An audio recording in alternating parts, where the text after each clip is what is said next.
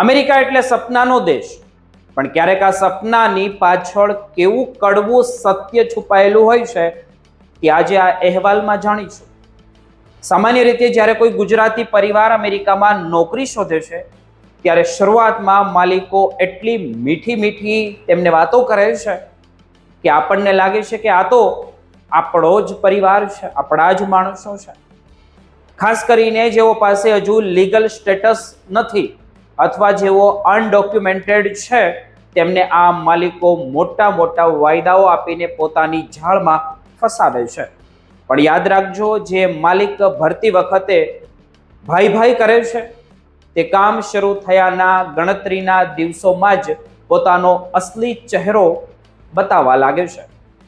આવો જ એક ચોંકાવનારો કિસ્સો તાજેતરમાં જ ટેનેસી રાજ્યમાંથી સામે આવ્યો છે, જ્યાં એક ગુજરાતી પરિવાર શોષણનો ભોગ બની રહ્યો છે કે બની ગયો છે. આ કિસ્સો ત્યારે શરૂ થયો જ્યારે એક ગુજરાતી પરિવારે ટેનેસીમાં એક અમેરિકન માલિકને ત્યાં નોકરી સ્વીકારી લીધી. શરત એવી હતી કે માલિક તેમને રહેવા માટે એપાર્ટમેન્ટની સુવિધા આપશે અથવા તો તે એપાર્ટમેન્ટના લીઝ પેપર્સમાં કોઈ કો સાઇન કરશે. પરિવારને લાગ્યું કે રહેવાની વ્યવસ્થા તો આપણી થઈ ગઈ એટલે મોટી ચિંતા દૂર થઈ, પણ તેમને ખબર નહોતી કે આ એપાર્ટમેન્ટ જ તેમના માટે ગળાનો ફાંસો બનવાનું છે. માત્ર 1 મહિના સુધી આ પરિવાર ત્યાં કામ કર્યું, પરંતુ આ ટૂંકા ગાળામાં જ માલિકનું વર્તન સાવ બદલાઈ ગયું. કામનું ભારણ અને માનસિક ત્રાસ એટલો તેમનો વધી ગયો કે પરિવારે અંતે નોકરી છોડવાનો જ નિર્ણય કરી લીધો.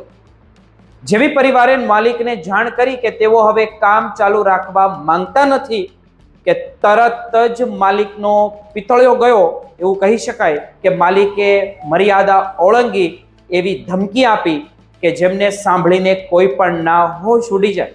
તેમણે આખા પરિવારના એપાર્ટમેન્ટના ભાડા પેટે $18,000 રોકડ રકમની માંગણી કરી. માલિકનું કહેવું હતું કે તેણે જે લીઝ સાઇન કર્યું છે તેના પૈસા પરિવારે અત્યારે જ ચૂકવવા પડશે, ભલે તેઓ ત્યાં રહ્યા હોય કે ન રહ્યા હોય. વાત માત્ર પૈસા સુધી મર્યાદિત ન રહી. માલિકે આક્રમક બન્યો અને પરિવારને ડરાવવા ધમકાવવા લાગ્યો. વાતાવરણ એટલું તંગ બની ગયું કે પરિવારે જે પોતાની સુરક્ષાનો ભય લાગ્યો એટલે અંતે હિંમત હાર્યા વગર પરિવારે તાત્કાલિક અમેરિકન પોલીસ એટલે કે 911 પર કોલ કર્યો. પોલીસ ઘટના સ્થળે આવી પહોંચી અને બંને પક્ષોની વાત સાંભળી. પોલીસે માલિકને કાયદાનું ભાન કરાવ્યું અને સમજાવ્યું કે આવી રીતે કોઈની પાસેથી જબરદસ્તી પૈસા વસૂલી શકાતા નથી. પોલીસની દરિયાદિલીના કારણે પરિવારને તાત્કાલિક રાહત તો મળી અને માલિકને પાછા પગલાં ભરવા પણ પડ્યા.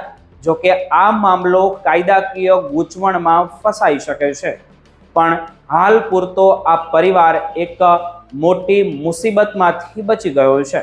આ ઘટના પરથી દરેક ગુજરાતીએ શીખવા જેવું છે અમેરિકાની અંદર એનઆરઆઈ માટે કે અમેરિકામાં ક્યારેય પણ કોઈના ગળચટ્ટા શબ્દોમાં આવીને લેખિત દસ્તાવેજો વગર નોકરી કે રહેઠાણની સમજૂતી કરવી જ નહીં. ખાસ કરીને જે લોકો પાસે સ્ટેટસ નથી તેમણે ખાસ સાવધ રહેવાની જરૂર છે, કારણ કે માલિકો તમારી આ મજબૂરીનો ફાયદો ઉઠાવીને તમને દબાવવાનો પ્રયાસ કરે છે. હંમેશા યાદ રાખો કે ગમે તેવી સ્થિતિ હોય, કાયદો અને વ્યવસ્થા તમારી મદદ માટે છે. તેથી ડર્યા વગર યોગ્ય સમયે પોલીસની મદદ લેવી અને તેમાં અચકાવવું ન જોઈએ. આ અહેવાલનો હેતુ તમને ડરાવવાનો નથી, પણ જાગૃત કરવાનો છે કે તમારી સાથે કે તમારી આસપાસ પણ કોઈ વ્યક્તિ કે ગુજરાતી કે ભારતીય સાથે આવો કિસ્સો બન્યો હોય તો અમને કોમેન્ટમાં જરૂર કહેજો. અને નીચે જે સ્ક્રીન ઉપર નંબર દેખાય છે તેમાં પણ તમે વોટ્સએપ દ્વારા શેર કરી શકો છો.